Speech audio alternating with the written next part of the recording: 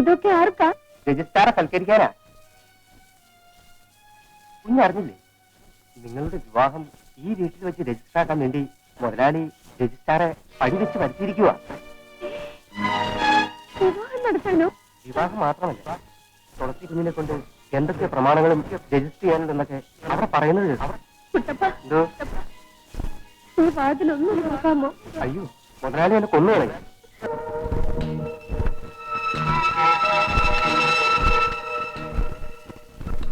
Hello, inspector സാറാണോ? എന്റെ ജീവനെങ്കിലും രക്ഷിക്കൂ സാർ. ഇവിടെ രജിസ്ട്രാറെ പടിവെച്ച് വരുത്തിയിരിക്കുകയാണ്. എന്റെ സ്വത്തുക്കൾ പിടിച്ചു പറിച്ച് എനിക്ക് ഇഷ്ടമില്ലാത്തവനെ കൊണ്ട് വിവാഹം കഴിപ്പിക്കാൻ. ഹലോ, വാടി.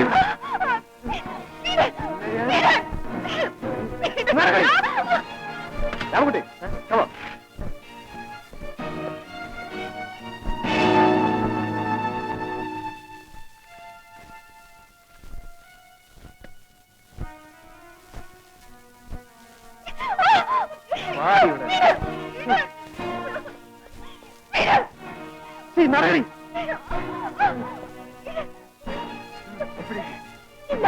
എന്നെ കൊന്നാലും ഞാൻ ഒപ്പിട്ടില്ല.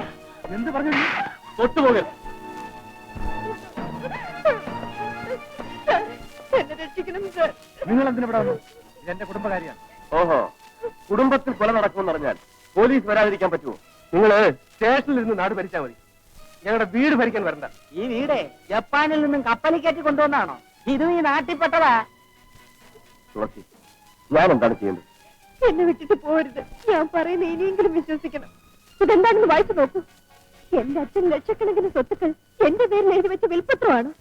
ഞാനൊന്ന് ആഭരണവും പണവും തട്ടിക്കൊണ്ടുപോയെന്ന് പറഞ്ഞപ്പോ നിങ്ങളത് വിശ്വസിച്ചില്ലേ? എന്റെ സ്വത്തിന് വേണ്ടി മാത്രമാണ് ഈ മനുഷ്യന് വിവാഹം കഴിക്കാൻ എന്നെ നിർബന്ധിക്കുന്നത്. നിന്റെ പണത്തിന് വേണ്ടിയല്ലടി ഈ കുടുംബത്തിന്റെ മാന്യത പോകാതിരിക്കാൻ. മാന്യതയോ?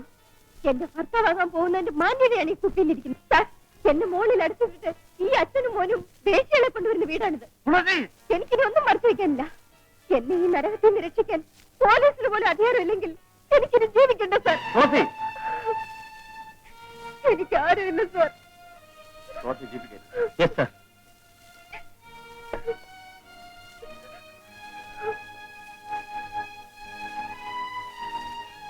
ബാലചന്ദ്രൻ, അധികാരമുണ്ടെന്ന് കരുതി എന്നെ അവമാനിക്കരുത്.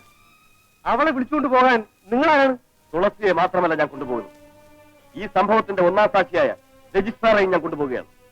അദ്ദേഹത്തിന്റെ സാക്ഷിമൊഴി എടുത്തിട്ട് ഞാൻ ആരാണെന്ന് അറിയിക്കാം. Come on.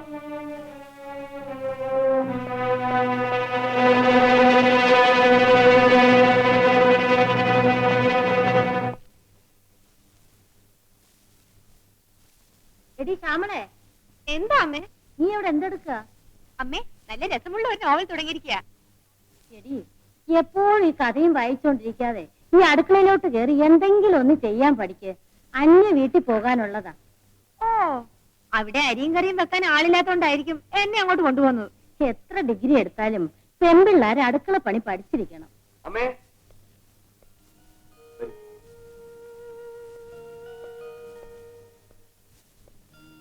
അമ്മേ, ഇതാണ് ഞാൻ പറഞ്ഞ തുളസി. കൃഷ്ണൻ തമ്പിയുടെ മകളോ? അതെ അമ്മേ. അമ്മേ, തുളസി വലിയൊരു അപകടത്തിൽ നിന്ന് രക്ഷപ്പെട്ടാണ് വന്നിരിക്കുന്നത്. എന്ത് പറ്റും മോനെ? എല്ലാം അവൾ പറയും.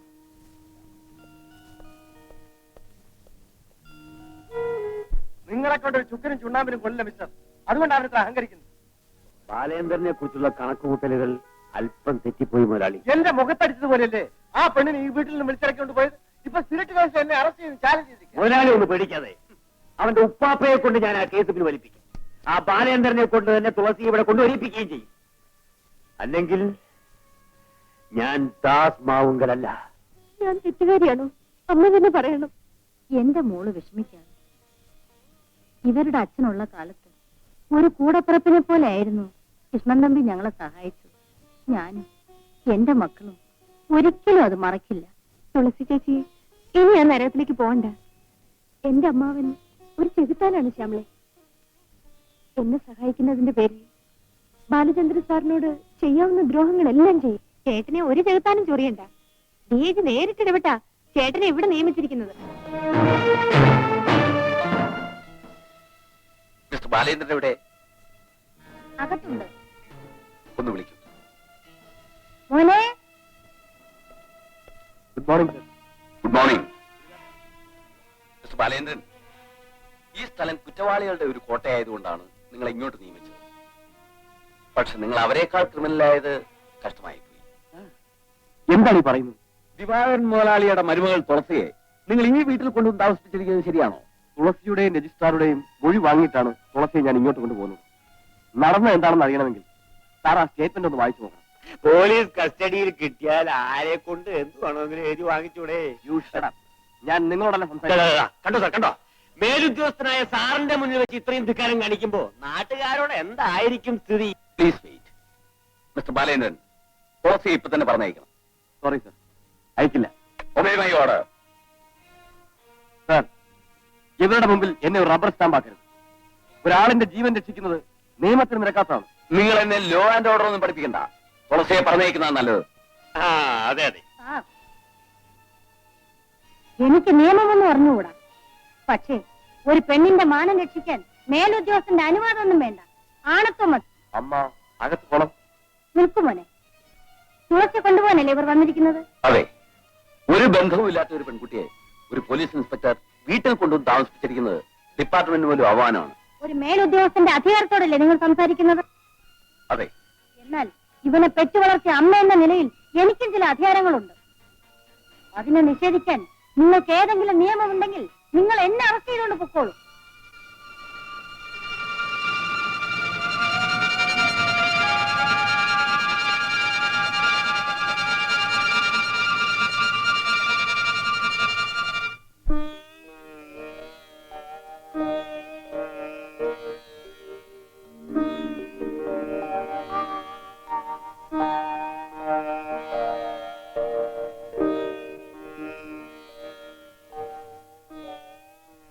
വരുമോളെ.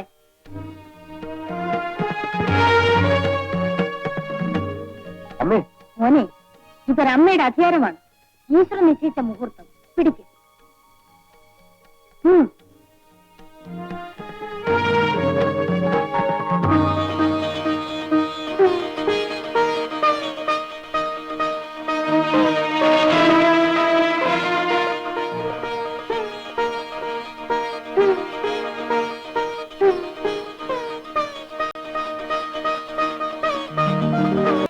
ഉറങ്ങാതെ ഫിലിപ്പേ. രാമൂട്ടി,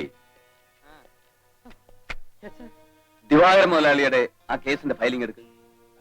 ബാലേന്ദ്രൻ സാർ വരാതെ അദ്ദേഹം ഗാന്ധർവ വിവാഹം നടത്തിയിടൂ. കുറച്ച് ദിവസത്തേക്ക് വരില്ല. എന്നോട് എടുക്കാനല്ലേ പറഞ്ഞത്? സാർ, എന്നെ താഴ്ത്തി കെട്ടാൻ വേണ്ടി ബാലേന്ദ്രൻ വ്രതം വെച്ചിരിക്കുകയാണെന്നാ തോന്നുന്നു. മുതലാളി ഇപ്പൊ തന്നെ ലോറി കൊണ്ടുപോയിക്കൊള്ളണം. ആണുങ്ങൾ വന്നപ്പോ കാര്യങ്ങൾ എങ്ങനെ നടക്കുന്നു എന്ന് നോക്കിയേ. അപ്പൊ ഞങ്ങൾ ഇറങ്ങട്ടെ. ഓക്കെ, എന്നാ വരട്ടെ. രാമൂട്ടി, ഈ ചാർജ് ഷീറ്റ് തയ്യാറാക്കിയതാരാ? ഞാനും റൈറ്ററും ചേർന്ന. സാർ, ആ ലോറി കൊണ്ടുപോകാൻ അനുവദിച്ചു. അനുവദിച്ചു. അതിനുള്ള അധികാരം കോടതിക്കല്ലേ ഉള്ളൂ സാർ. കോടതിയിൽ ഈ ചാർജ് ഷീറ്റ് ഹാജരാക്കേണ്ടെന്ന എന്റെ അഭിപ്രായം.